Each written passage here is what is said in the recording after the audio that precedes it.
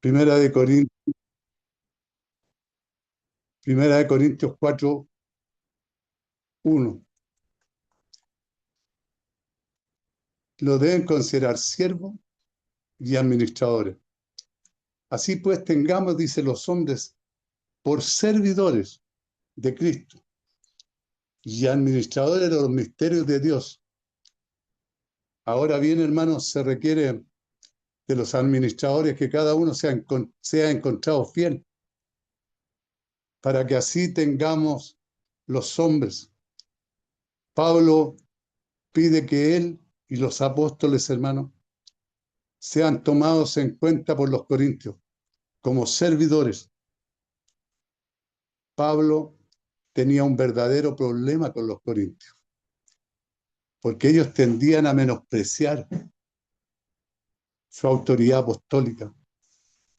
En palabras elegidas cuidadosamente, Pablo le mostrará a los corintios cómo deben tener un respeto adecuado, no muy adecuado, no muy exaltado, no muy bajo del mismo y de los otros apóstoles, sino que deben tener, hay muchas palabras, dice, diferentes en el lenguaje del Nuevo Testamento para describir a un siervo.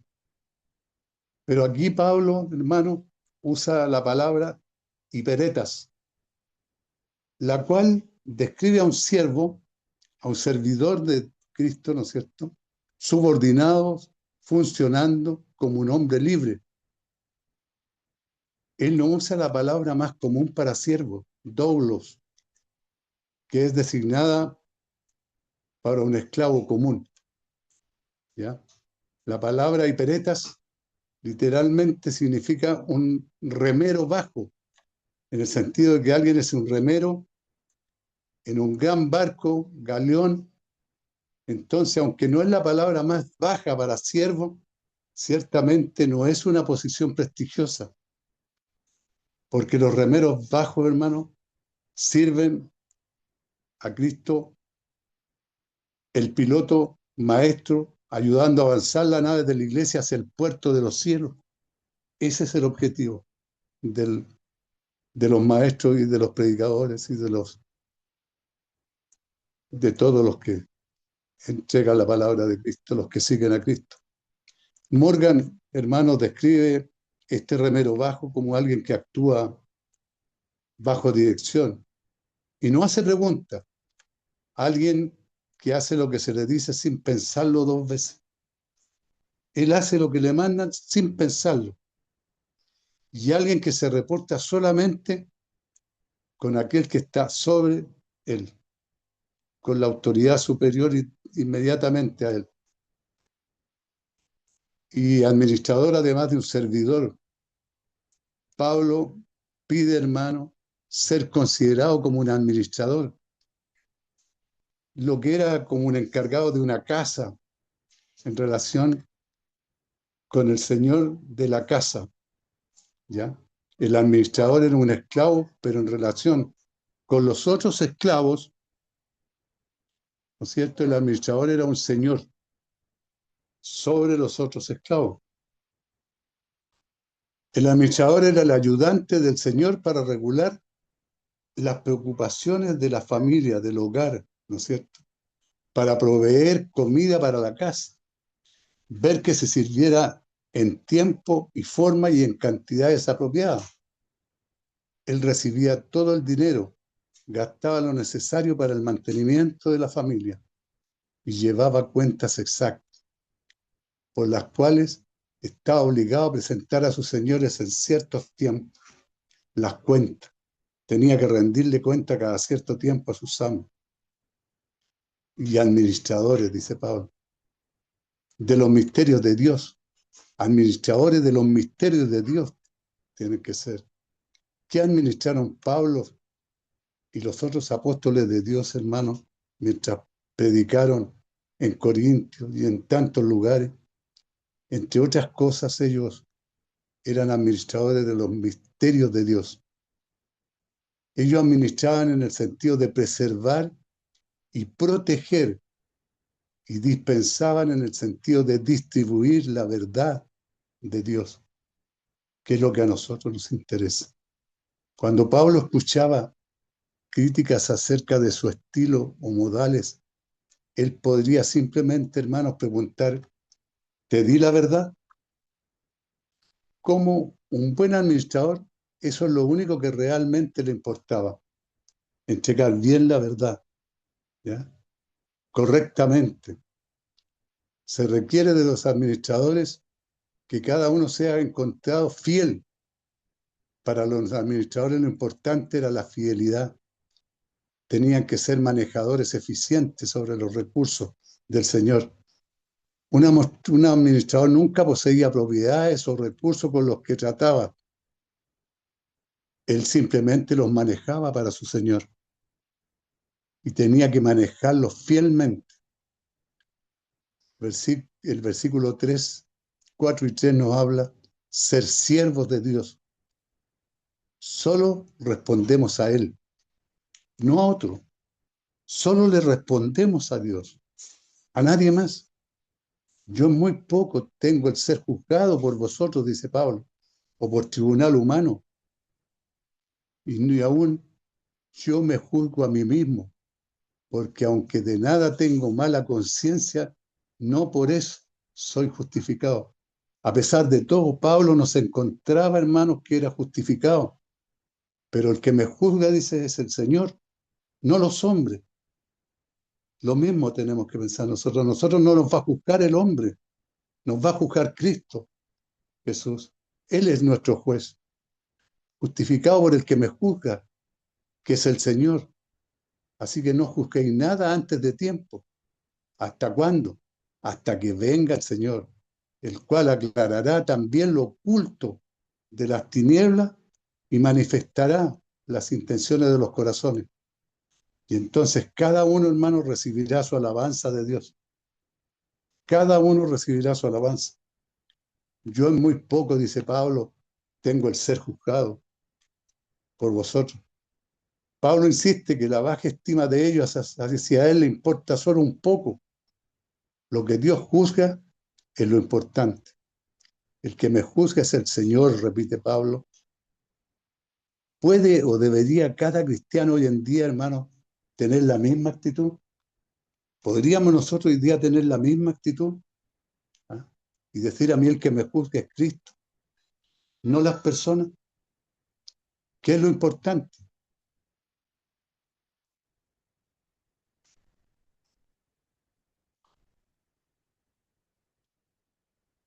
¿Deberíamos preocuparnos poco o nada de lo que los cristianos piensan de nosotros y solamente decir que me juzga es el Señor? Solo podemos decir esto en todo sentido, hermano.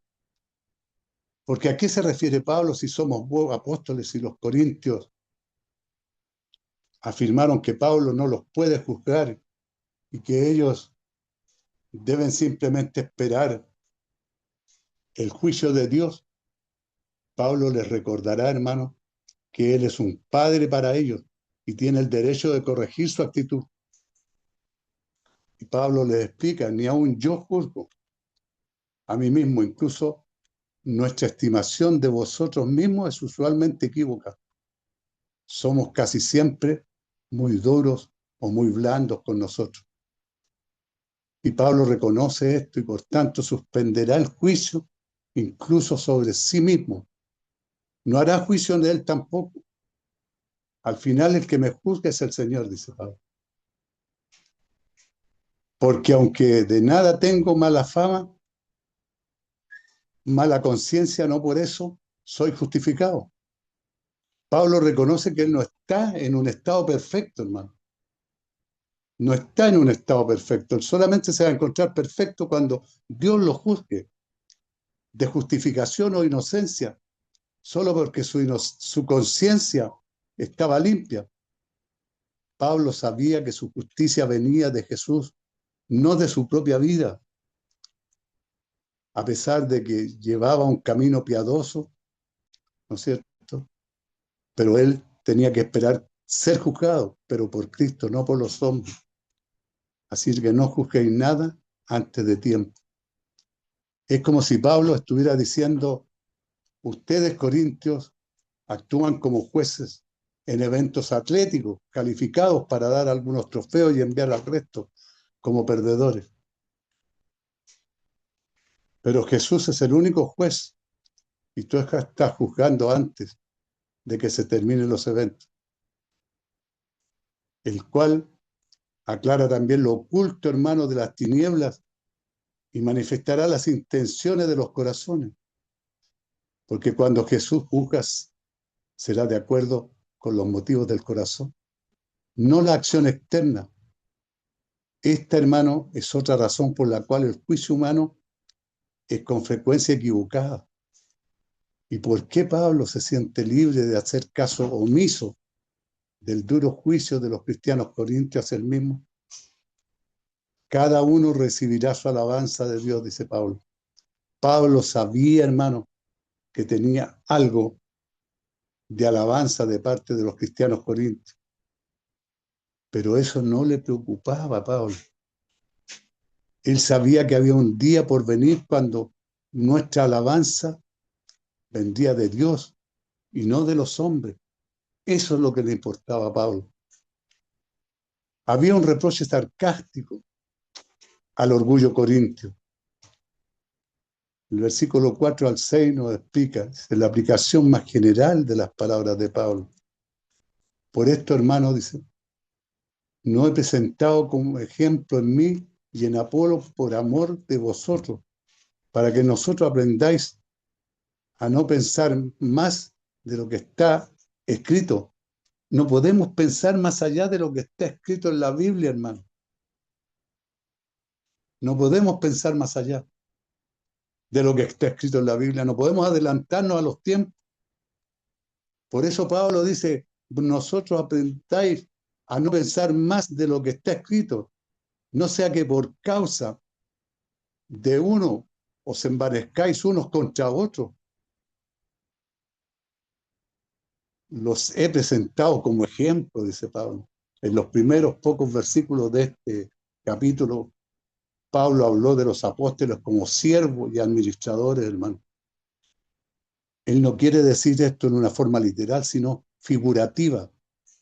¿Para qué? Para que los cristianos corintios pudieran aprender una manera más apropiada de ver a los apóstoles, hermano. Porque los apóstoles eran mal vistos y maltratados. Para que nosotros aprendamos a pensar más de lo que está escrito, más de lo que está en la Biblia que lo que piensa nuestra mente o de las apariencias.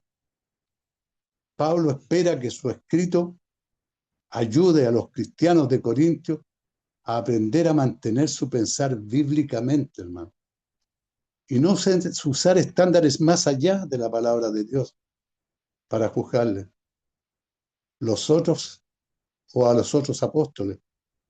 Mucha gente, hermano, hoy en día evalúa al pastor o ministro con estándares antibíblicos.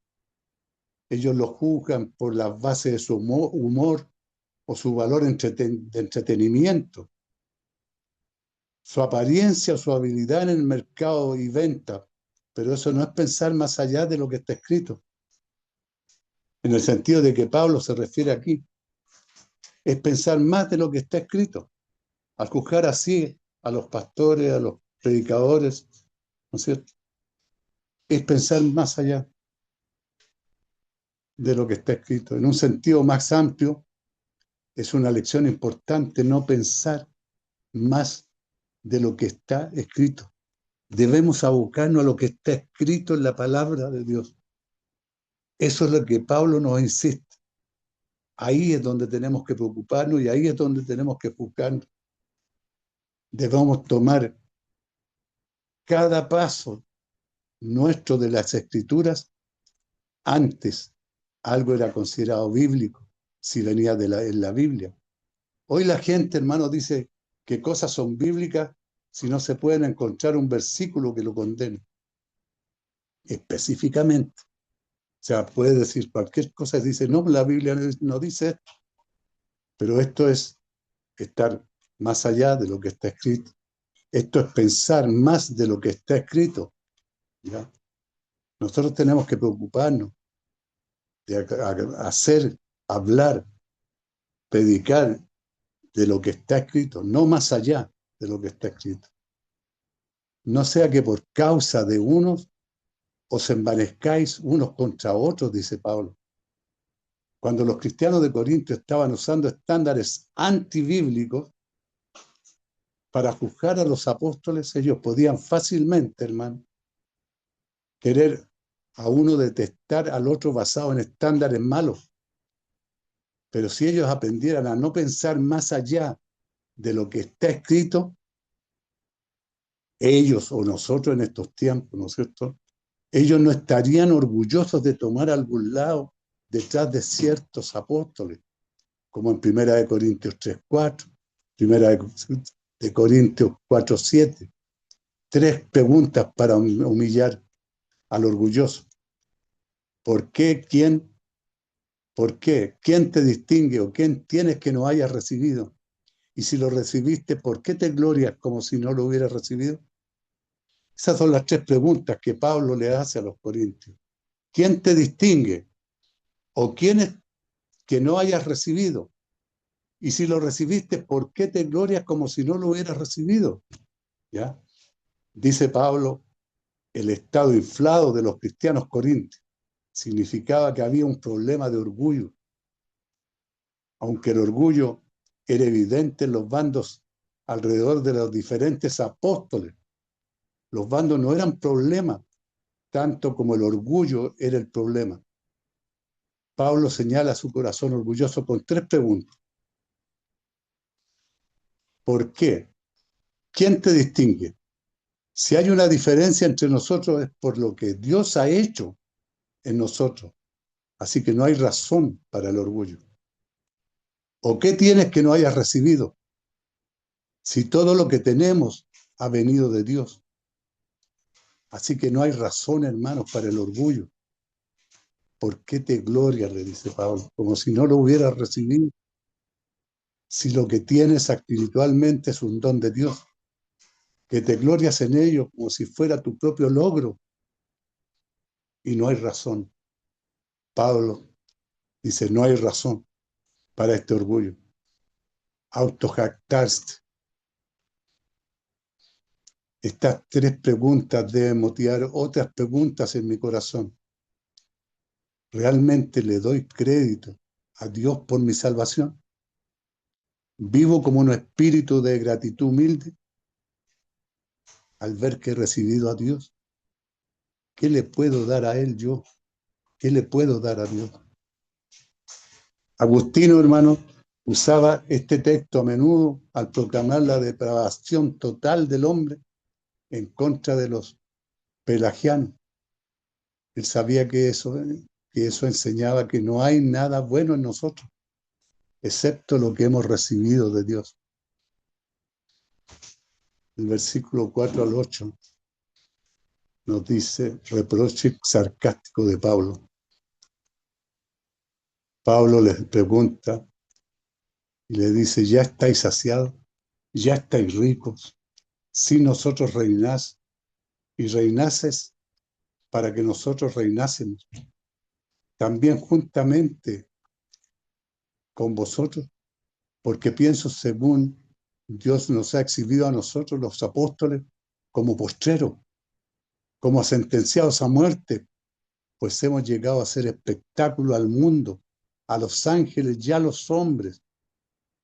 Nosotros somos insensatos por amor de Cristo, mas vosotros prudentes en Cristo. Nosotros débiles, mas vosotros fuertes en vosotros mismos, honorables más en nosotros, mas nosotros despreciados. Hasta esta hora padecemos hambre, tenemos sed, estamos desnudos, somos abofeteados y no tenemos morada fija. Nos fatigamos trabajando con nuestras propias manos. Nos maldicen y bendecimos. Sufrimos persecución y la soportamos. Nos difaman y rogamos. Hemos venido a ser hasta ahora como la escoria del mundo, el deseo de todos. Ya está saciados, ya estáis saciados, ya estáis ricos. Si nosotros reináis, Vayan ustedes, Corintios. Parece que tienen todo. ¿No es gracioso que nosotros, apóstoles, no tenemos nada? Aunque Pablo está usando sarcasmo fuerte, hermano, su propósito no es hacer burla de los cristianos corintios. Su propósito es sacudirlos de su pensamiento orgulloso y terco.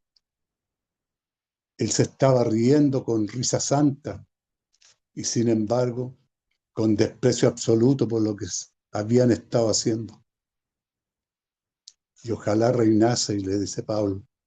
¿No sería increíble si ellos realmente estuvieran ya reinando, hermano?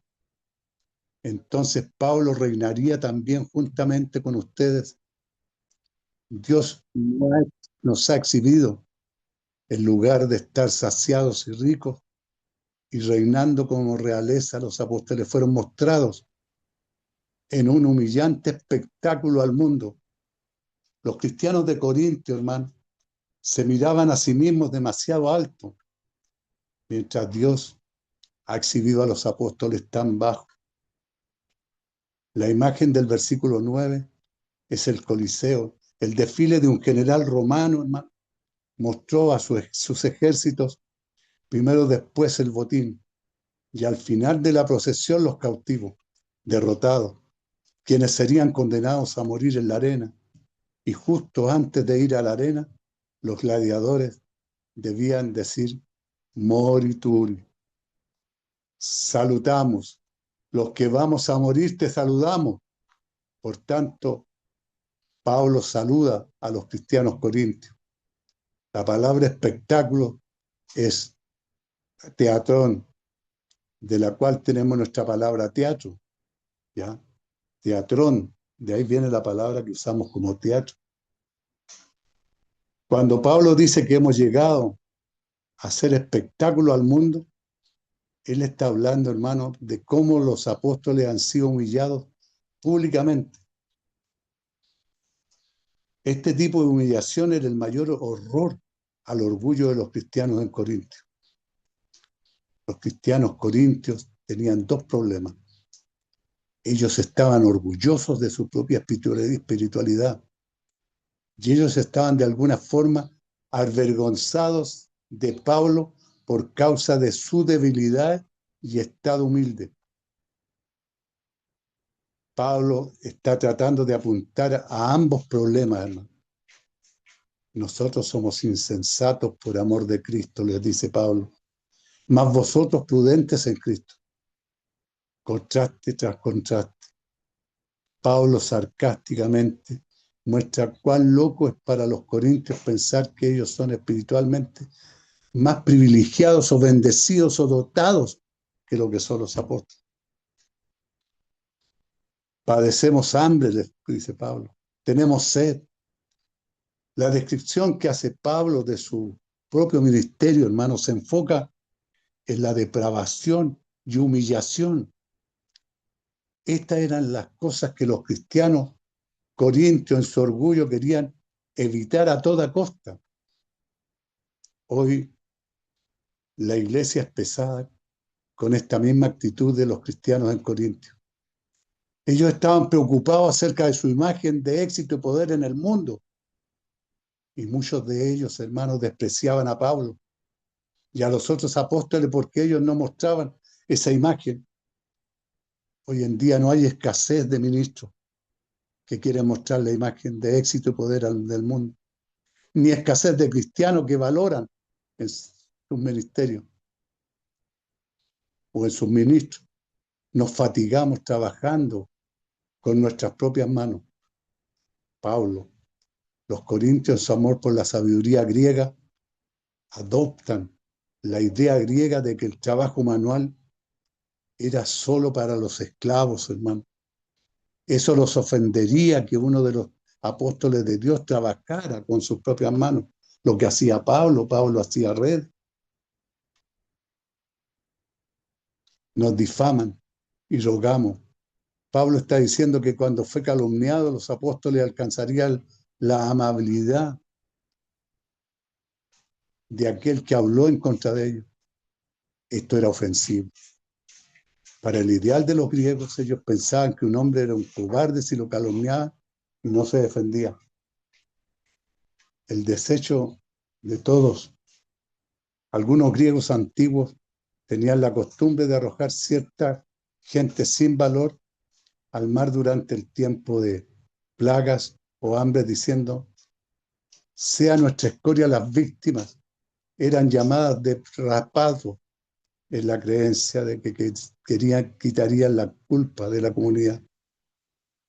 Así que Pablo puede tener un doble sentido aquí al usar las palabras escoria y diseño. Él puede querer decir, hermano, que él es tanto despreciado y un sacrificio a nombre de ellos.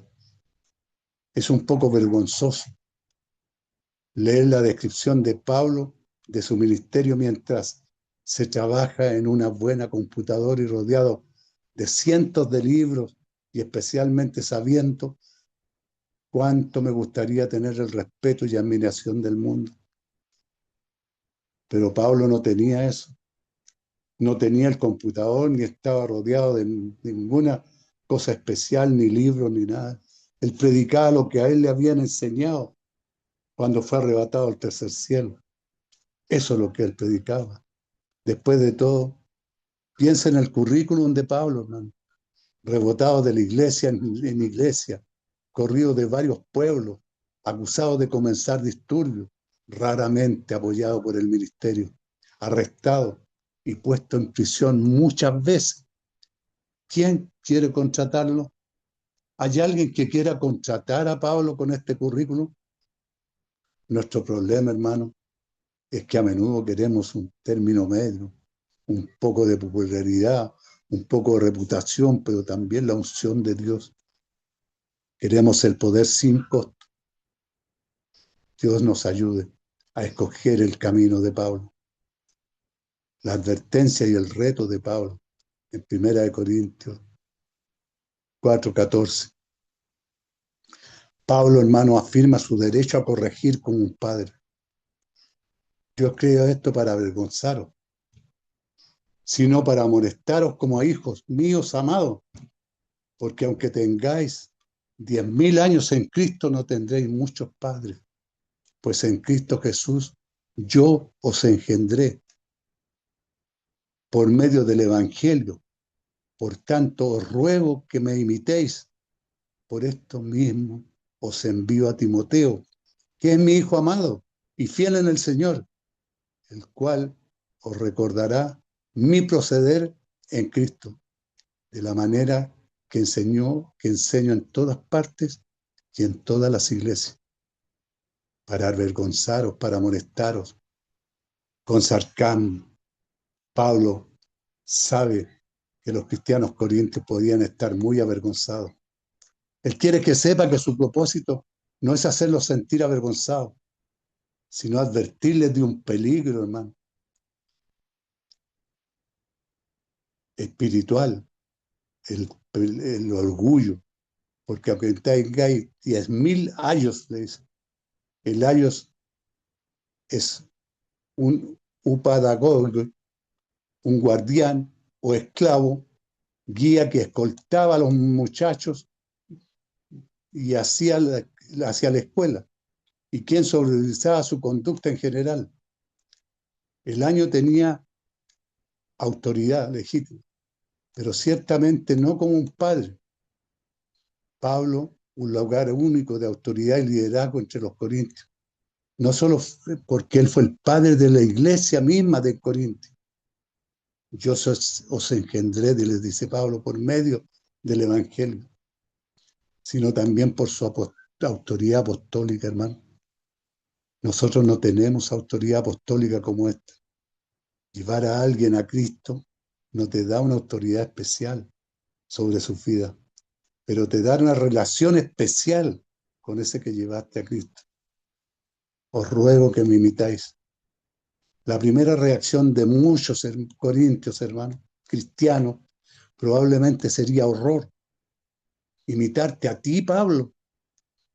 Tú eres tomado en cuenta como tonto, débil y deshonrado. Tú tienes hambre y sed. Te viste pobremente, vagabundo y golpeado. Tú trabajas para mantenerte con trabajo manual. La gente te mira y ve escoria y el deseo de todo. Y tú quieres que te imitemos. Pablo, hermanos, podría responder, sí, imítenme.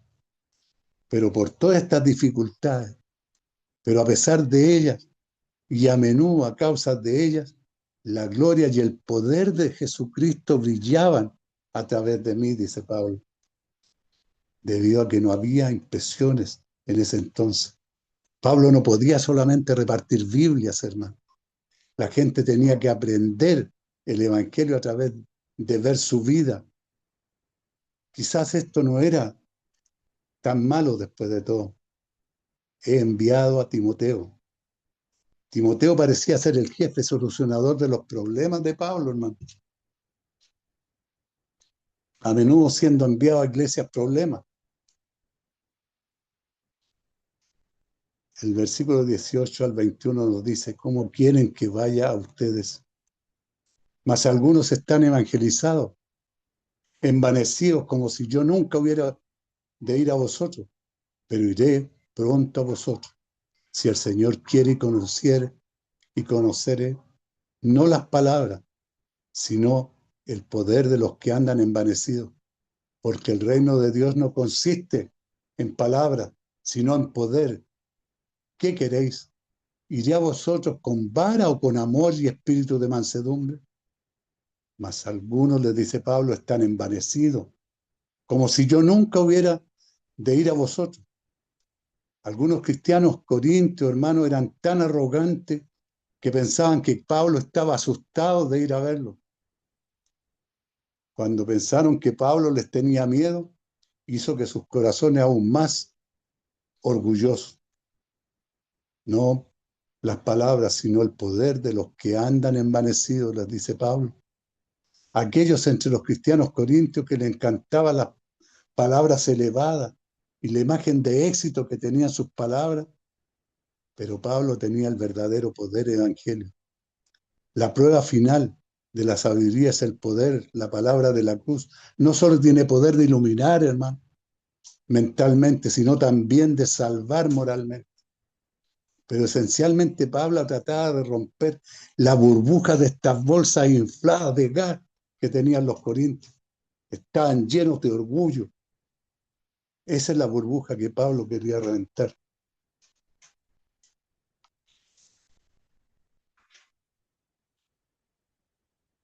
¿Qué queréis? Les dice Pablo.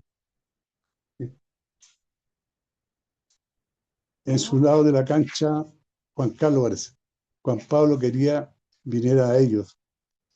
El Pablo con la vara de corrección, usada por los pastores para golpear a las ovejas desobedientes, o el Pablo con el espíritu de mansedumbre. No hay duda de que Pablo prefería venir en amabilidad, pero les dejará esa decisión a los corintios. Pablo está enfrentando algunas pruebas reales del ministerio. ¿Cómo confrontar el pecado sin ser muy áspero? O implicar que están sobre el pecado. ¿Cómo hacer, hermanos, que la gente conforme sus vidas al Evangelio? Cuando piensan muy alto de sí mismos, tienen un concepto muy alto de sus personas. Este es un trabajo difícil que hacer en un corazón y solo un gran trabajo del Espíritu Santo puede cumplirlo. Para cualquier predicador es casi imposible, hermano. Pero Pablo nos está enseñando cómo tenemos que predicar y cómo tenemos que comportarnos como predicadores, como apóstoles, ¿no es cierto? En la palabra de Cristo. Nosotros no dependemos de lo que los hombres nos califiquen. Dependemos, hermano, de lo que Cristo, lo que Dios hace por nosotros. Nosotros predicamos a Cristo. Nosotros mostramos y presentamos a Cristo. Tratamos de llevar personas a Cristo. Pero es Cristo quien nos califica. No es el hombre el que nos califica. La calificación del hombre no debe importar, no. Lo que debe importarnos es la calificación de Dios hacia nosotros. Nosotros le tenemos que rendir cuenta a Dios. Si hemos llevado a la gente a Cristo, si lo hemos evangelizado correctamente para que lleguen a Cristo, no para que estén un momento y después se retiren, o para que vayan a crear problemas a la casa de oración, no sé. No, el Señor quiere que nosotros evangelicemos para llevar estas personas a Cristo, entregarlas a Cristo, y que ellos puedan ser salvos, hermanos, gracias a Cristo Jesús.